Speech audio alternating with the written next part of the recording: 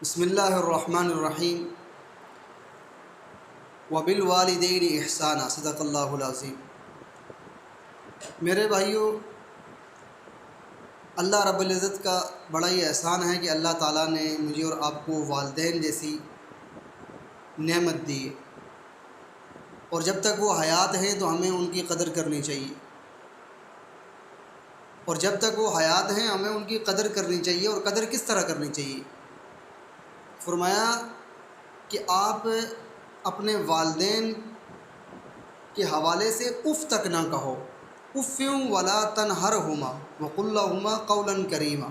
فرمایا کہ جب وہ کسی کام کا کہیں یا کسی بات کا مشورہ دیں تو آپ ان کے سامنے جھڑک کر بات نہ کریں، اف تک نہ کہیں۔ وقل لہما قولا کریما، کہ آپ ان کے ساتھ نرمی اور اخلاق سے پیش آئیں۔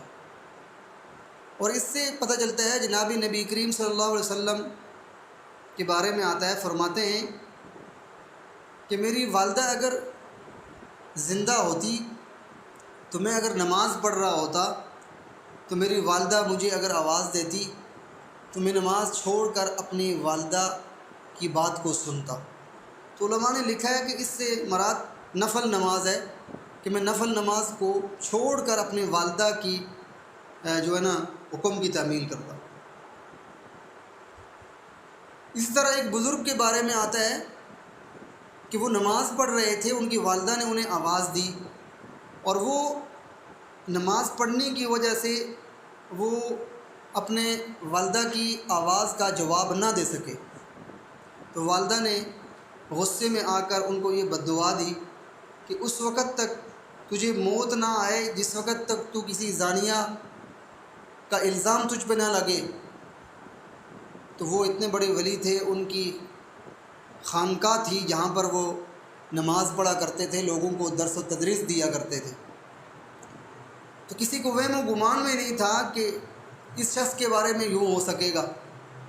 تو ایک وقت وہ آیا کہ ایک عورت تھی، اس عورت کے ہاں بچے کی ولادت ہوئی۔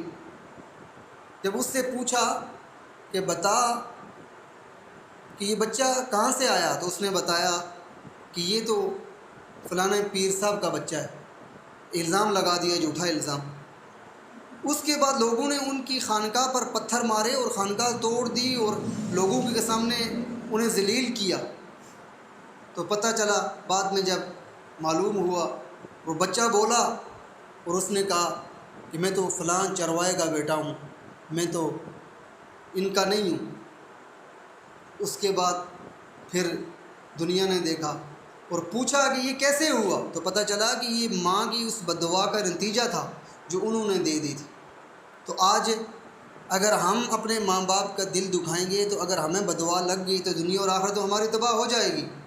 اس لیے ہمیں چاہیے کہ ہم ان کے لیے دعا کریں، جو قرآن نے ہمیں دعا سکھائی ہے، رب ارحمہما کما ربیانی صغیرا، کہ یا اللہ ہمارے والدین جو ہیں ان کو تو رحم فرما، اس طرح رحم فرما ان دونوں پر جس طرح انہوں نے بچپن میں ہم پر رحم فرمایا۔ تو میرے دوستو، اللہ تعالیٰ مجھے اور آپ کو والدین کی عزت کرنے کی توفیق عطا فرمائے۔